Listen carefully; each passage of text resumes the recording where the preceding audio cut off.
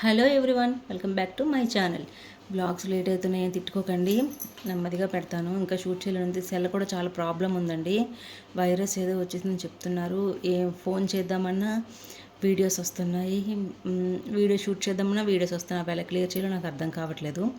అందుకని చాలా లేట్ అయిపోతున్నాయి. నాకు సెల్ కూడా మారుద్దాం చూస్తున్నాను. ఇప్పుడు అంత మార్చలేను కదండి, చాలా బడ్జెట్లో ఉన్నాం. మేము కూడా చిన్న పని మీద తిరుగుతున్నాం, కొన్ని ఫైనాన్షియల్గా ప్రాబ్లమ్స్ ఉన్నాయి.